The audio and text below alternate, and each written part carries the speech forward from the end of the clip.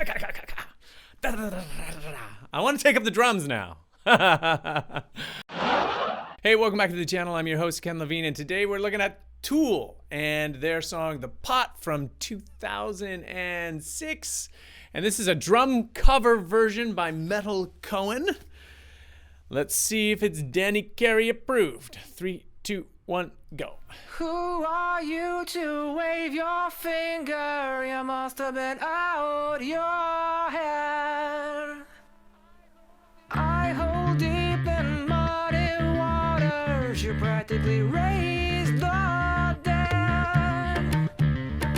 Rob the grave to snow the cradle, then burn the evidence down. Soapbox house of cars and glass, so don't go tossing your stones around. You must have been high. Okay, so there was a bit of tension there off the very top. It seemed like the bass, the vocalist, and the drums were like in completely different time zones, which obviously is intentional with Tool. It's like math music, math metal. They're completely off, and it's like I don't know. I feel like I need like a chalkboard and you know, the square root of the hypothesis. I'm just trying to figure it out. And you shouldn't. You just should trust that Tool will end up at the same place in the end. Okay. All right. Okay, Meytal, take us away. You must have been high. Yes. Okay, here we go.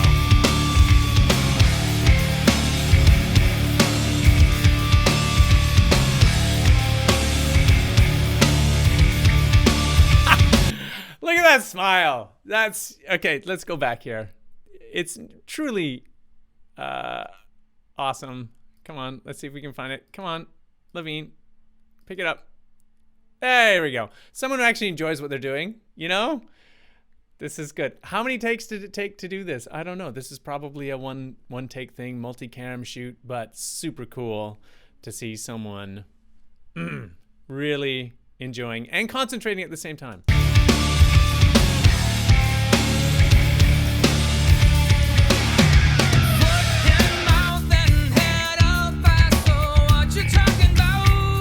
Wait, what did he say? Okay, so Maynard James Keenan and his vocals off the top were really, really clean. I almost felt like I didn't recognize his voice. Not that his voice isn't clean usually. It just seemed like he wasn't using every bit of his vocal apparatus, the grit and the obvious power behind it. It seemed, a little bit like just getting warmed up. Maybe it was trying to concentrate so hard on the rhythmic complexity of that opening and the interplay between the bass. I don't know. Maybe often when you start a song unaccompanied, you have a click track behind you, making sure obviously that everything is going to be in time, quantized with everybody else, and making sure that they're all going to be coming in at the same time when you're in the studio. When it's live, hey, you better be practiced and rehearsed. Now I guess I'm just wanting to comment on the vocal a little bit and just say Maynard has a bit more of that grit and fire that he's typical for, and grit and fire. Yeah, okay, we'll go with that. I know what I'm talking about.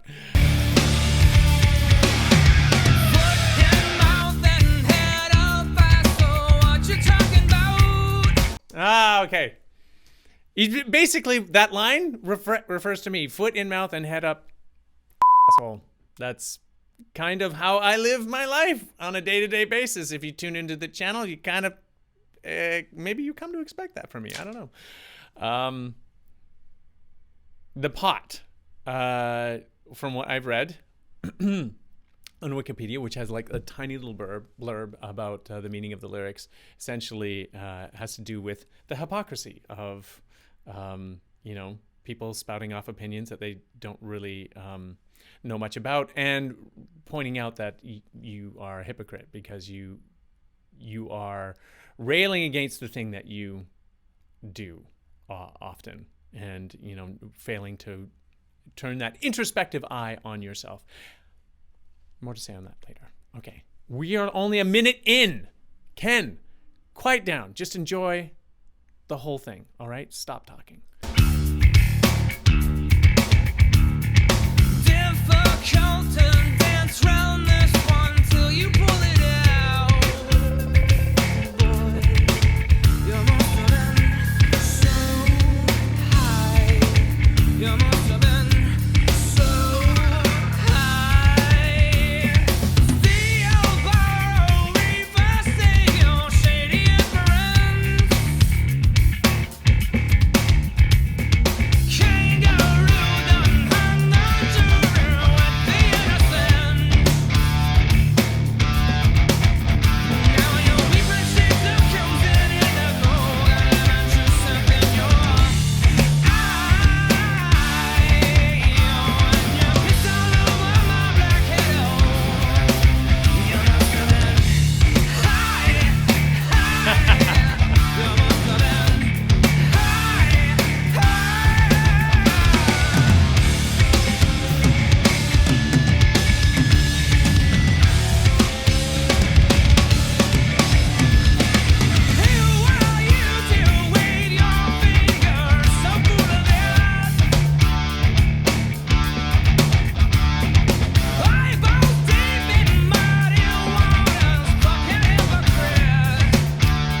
Can I just, I'm not a drummer. I don't know anything about what it is like to live behind an entire kit the way drummers do. And obviously she's got a ton of cymbals and all sorts of things.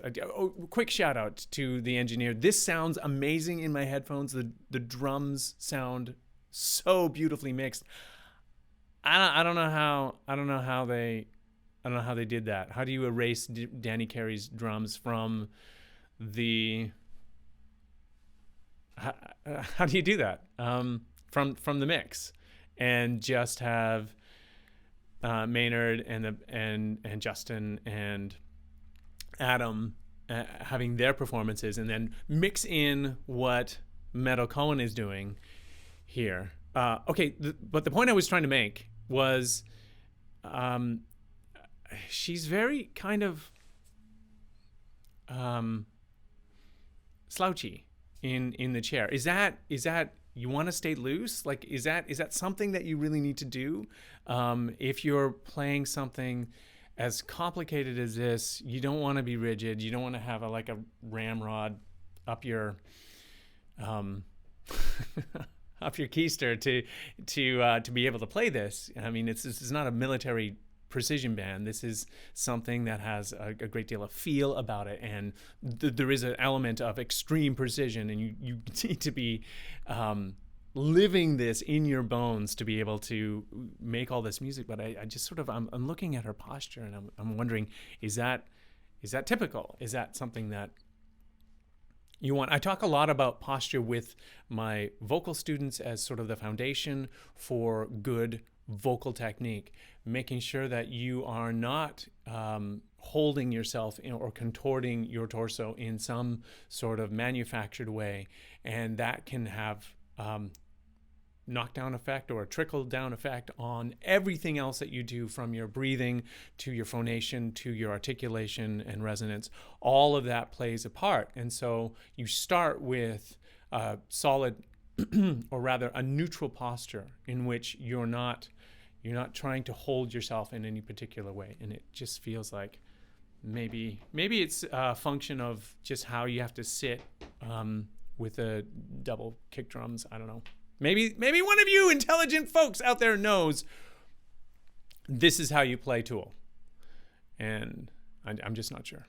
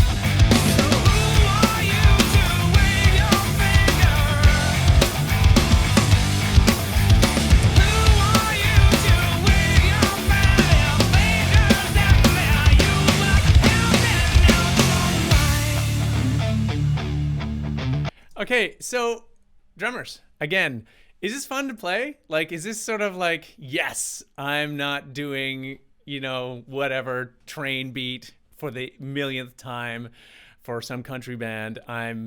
This is why I got into playing drums in the first place. This must be like immensely satisfying. And I'm getting an overwhelming sense of joy just watching Meytal do her thing on the drums. It's so clear that she not only enjoys the song and enjoys what she's doing, she's just, I don't know, spreading that joy. It's fantastic. It's wonderful to see. It's not a performance. It's not that. It's just captivated in the moment.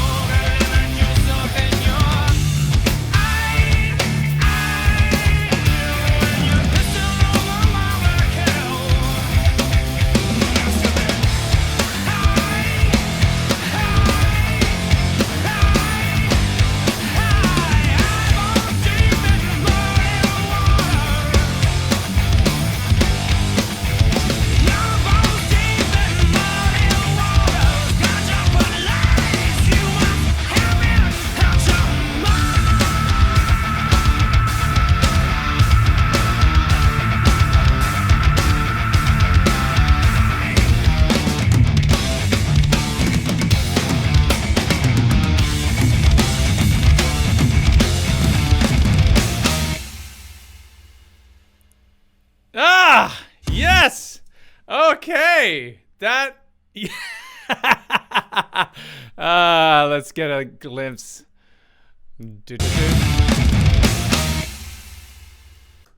Hey, there we go. That was fun. That was fun. That was fun. Great song by Tool. Obviously, everything is so incredibly dynamic with with how they record things. Is so meticulous, and of course their performances are all off the charts. Each member of that band is contributing equally to the sound that we're experiencing, the trip that we go on, and I enjoyed watching Meytal Cohen go take us on that ride as she experienced it from behind the drums. Obviously, as a vocal coach, I kind of focus in a little bit more on the vocals, in particular, Maynard James Keenan, but in this case, he is, one part of the band, not necessarily the whole show. And anyone who's a Tool fan, which I know there are legions of you out there, that it's part of what Tool is that they each have equal sort of share and focus in terms of creating that music. And anyway, I guess the performance aspect of what Meytal Cohen did here and how just the sheer joy and pleasure that she takes in creating this particular cover or playing this particular cover. I think it's less about performance. It's not less about, hey, everyone look at me. I'm performing for you. It's much more about just the joy of making music, which is, I don't know, like I can totally get that, especially 18, 19 months of not really making too much music live for myself, and having the opportunity to just jam with the band for a while is just so incredibly cool. It's something that when pre-pandemic, I just took for granted. Of course we're gonna jam. Of course we're gonna perform, as all the time, every week. And when that's sort of taken away from you, it's like, ugh. I didn't realize I missed that aspect of it so much. Anyway, boo-hoo.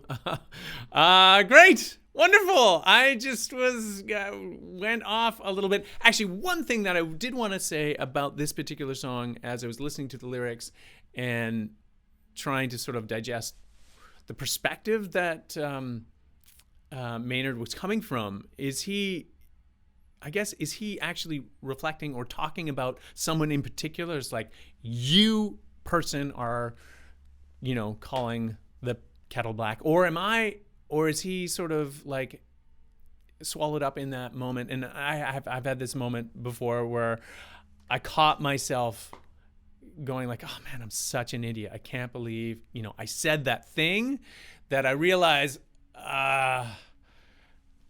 later that it was kind of hypocritical or stupid, or I was just shooting my mouth off. Like, was I high? I don't know. Anyway, really, this song and Tool in general just gets me running off at the mouth so much, so that I just can't. I'm just so excited. I've got so many things to say, but we are going to leave it there because this video is already like 20 minutes long, and I just really enjoy listening to Tool, and I'm a fan and have been since I saw Danny Carey drum cam playing Numa, and I just realized that I kind of wasted a lot of my life. And so slowly uncovering all of the gems that Tool has created for us over the years. And yeah, I'm glad that you guys came along for the ride. So if you are a singer who is trying to explore and uncover the power and majesty of your own voice, and you're not entirely sure how to do that, the best way to do that is to reach out to a competent vocal coach. There might be one living in your area, in your neighborhood. Always best to work one-on-one with a vocal coach, but times being what they are, it's not always possible. You can certainly reach out to one of us here in YouTube land. There's lots of vocal coaches out here. You don't have to work with me, but if you do want to work with me, I will be sure to leave those links down below in the description.